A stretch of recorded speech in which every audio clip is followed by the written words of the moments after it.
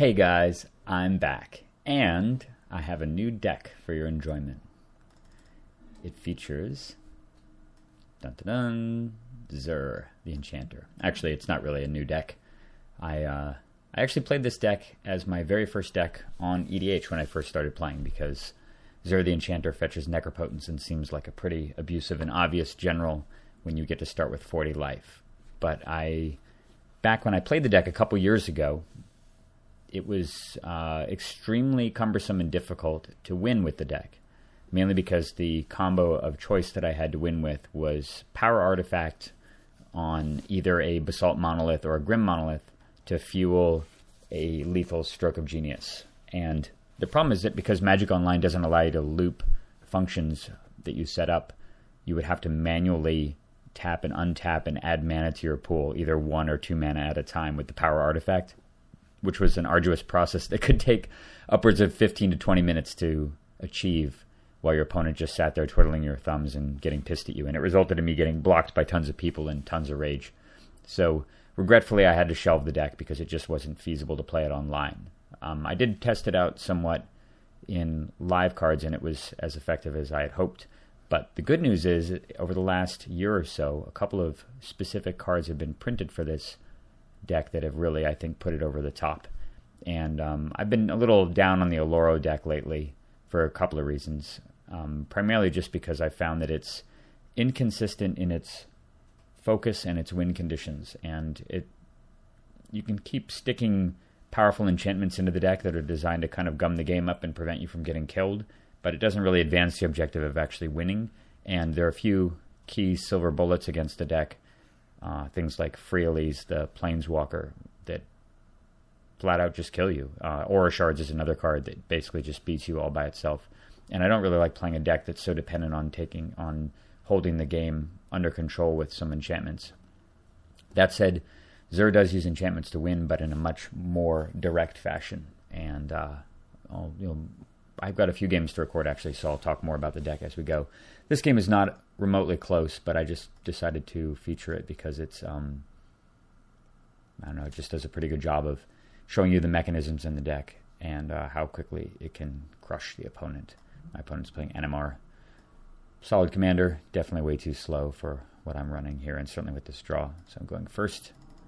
I have an awesome draw, ramping into a Signet and then into a Gilded Lotus. So we're just going to go turn 1, Signet, and top. He has a Mountain Valley. That is not too good.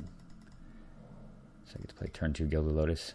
You notice I have Drowned Catacomb and Glacial Fortress in here. I'm not too fond of these lands in Oloro, mainly because we use land tax and also because it's not so critical to hit all 3 colors on turn 3 because you're not planning on resolving the general.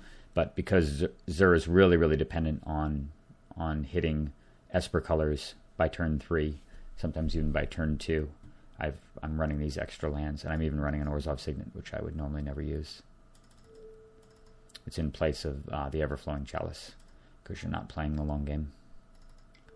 So I can play I'm going to top and play the Lightning Greaves, and on top I see this insane card combined with Divining Top, Workshop, and Lotus. Can't really ask for better. Who needs Zur when you have that going on? So he's got 2 mana untapped, including the ability to fetch blue-red, so I'm going to just go for the Future Sight right now rather than casting Zur. I figure he has fewer answers to this, and even if he does have some sort of instant removal, I can possibly top into something to protect it. There's just that Arid Mace on top, which I saw, so I'm just going to play that. And now we're going to use Mishra's Workshop to cast Ancestral Recall off the Divining Top. I saw Fabricate, Duress,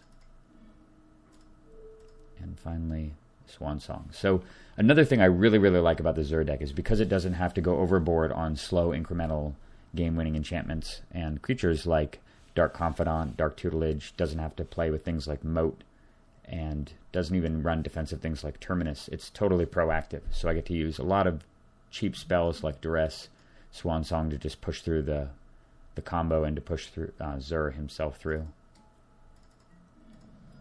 I'm just going to sack that. I don't see Swan Song being particularly useful. It might be something better on top, and I'd rather just draw a card, another card with the top. Pretty good. Keep in mind this is turn 3. replay that thing again. This is a pretty solid turn 3 here. I have Vindicate sitting on top, and he's got Borderland Ranger. Like I said, this is not a particularly serious deck. I mean, he didn't even get a Tropical Island off Mountain Valley, so he's definitely some sort of budget thing. But I'm just showcasing it because it's a good first taste of what Zur can do. Force of Will on top. Yeah, that seems handy. I'll just go draw that. Swords. Alright. Time to play Mr. Zur.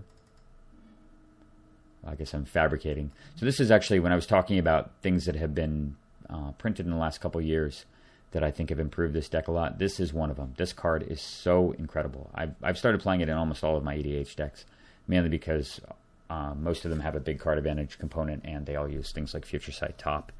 And man, Thought Vessel's just incredible. It just does so much for just 2 mana. That no max hand size thing is so incredibly powerful.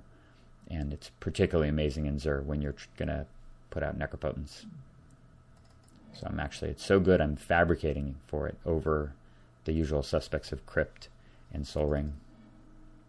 Alright, I'm going to copy the Gilded Lotus off of the top of my deck. There's a Vampiric Tutor there now. Might as well play that. Play the Thought Vessel. The Vampiric Tutor, you can get look for the deck. If anybody wants to see the deck list in its entirety or to get it from me, you're welcome to email me or just leave a note in YouTube and I'll reply to that there. But here is the current deck. I guess I can shrink it a little bit so you can see what else is in there. Very straightforward though. I mean, it runs more counters than Oloro. It runs more disruption. It doesn't run the static enchantments. It runs a few key things to fetch with Zur. So that's Oblivion Ring and Seal of Cleansing and obviously Necropotence, of course. And then Copy Artifact, and then the kill condition, which is this card, Rest in Peace, which actually has quite a bit of utility in general against the format, certainly against any Reanimator decks. I was playing against my friend David yesterday, and he's runs a Tazagur-based Reanimator deck that's really, really strong. And a number of games I would just cast Rest in Peace and kill him with it for 2 mana. Pretty ridiculous. And obviously completely fetchable with Zur to combine with Helm of Obedience for a 1 mana deck your opponent effect. And there's so many ways to fetch the Helm, especially once you've gotten Necro out. You generally just attack with Zur, resolve Rest in Peace, and then trivially put the Helm out and use it to kill them. So in this case, I'm getting Mana Crypt just because I want to do greedy, gross things with Zur. So land on top. So Zur with Lightning Greaves attacking, putting Necropotence into play. This is turn 4. Oh, and of course the Helm is just happily sitting right on top. So I can pay a ton of life here. I think I'm going to go down to 15. Yeah, so that was what? How many cards set aside? 21 cards set aside. And there's a Felwar. And I haven't had this combo in play in quite a while, but Necro Future Sight is kind of insane because you can pay a life if the card is a land or something. And if it's something you can cast, like say Felwar Stone, you can just cast it off the top without having to set it aside. So you can just go back and forth between 2 effects. I didn't bother to even do that since this game was completely already academically done. But just as a future thing to think of. And seeing the Helm go by there and me just drawing 21 cards, my opponent scoops it up. So this is a turn 4 with Zur. Certainly it included Workshop and Lotus, but did not involve Sol Ring or Mana Crypt. And the deck has tons of ramp, tons of disruption, tons of counters. It's hyper-focused on the combo, and I think this deck is better than Oloro. And I've got some other games that prove just how incredibly strong it is.